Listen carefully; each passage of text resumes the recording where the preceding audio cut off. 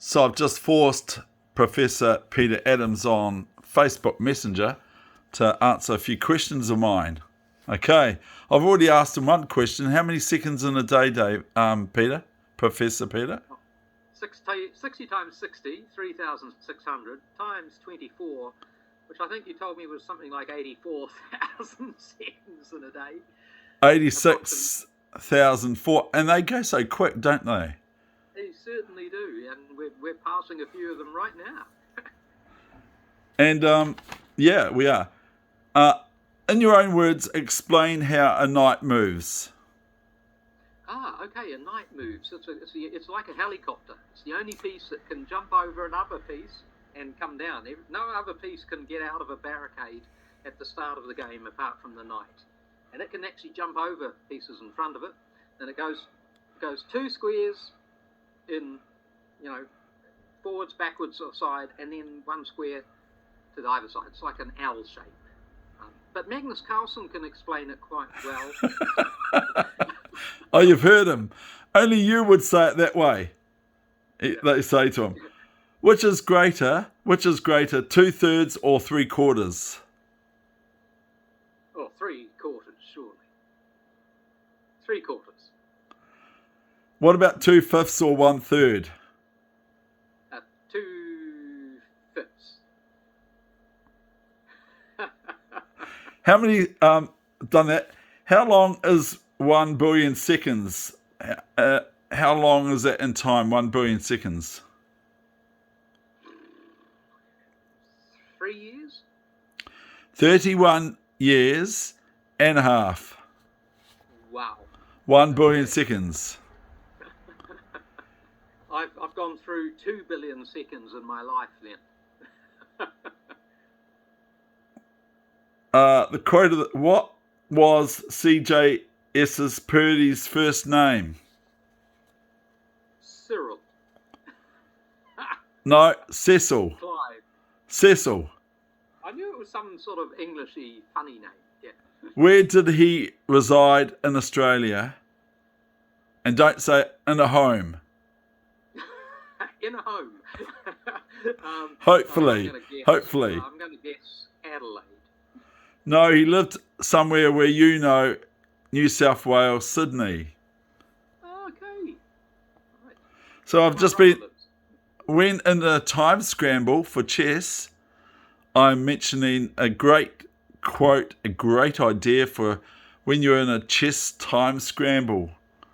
What is that, and who said that? Who said to do that, Professor Adams? Okay, it's a great stalwart of the Dunedin Otago chess Canterbury. Ari Nyman. And Mr. Nyman's idea was that you move your king step by step as close to the clock as possible, and then in time scrambles your hand is moving the shortest distance between the king and the clock, and you just keep moving your king and you flag your opponent.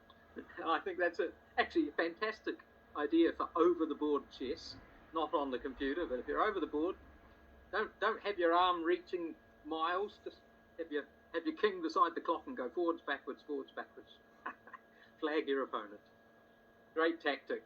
And it probably won him a few games against you, David. Yeah, he did, because I was always using long hand movements. See, I'm laughing. Yeah. Excellent. So we've been talking, in the past, we've been talking about chess cheating scandal, the latest. How do you view the latest information? I don't know if I've heard anything for a long, long time. It just seems to be with the lawyers, and probably the only people making any money are the lawyers, and I imagine the whole thing is going to get settled out of court, and probably there'll be, I don't know, some sort of payment. Lawyers tend to just dominate these things, so but you may have heard more than me. I don't know if there's anything happening at all, really. I've heard that late last year, that the lawyers for the defence are attacking, like chess players. they're counter-attacking, and they're saying you're allowed to have an opinion. And you are allowed to have an opinion in America and all that sort of thing. You can go up to someone like a police officer and say, oh, I disagree with something, and they can't do anything about it. You're allowed to defend your home in America with a gun. Yeah. And it's got some name for it, and certain states are different from others, but there you go. So, But I don't think there'll be any winners except for the lawyers who will pocket, lawyers are terrible, aren't they? A couple of $100 an hour, maybe $300 an hour, some of the good lawyers. Oh, yeah. Wringing your hands. Yeah. It's like I heard a long time ago, what happens is one side is at the tail end of the cow, and the other parties are at the other side of the cow pulling at its head. And so they're both pulling at both ends like a tug of war. And meanwhile, the lawyers are in the middle milking the cow. That's actually a great picture, a great analogy. Yeah. It's true though. It's true. They really do.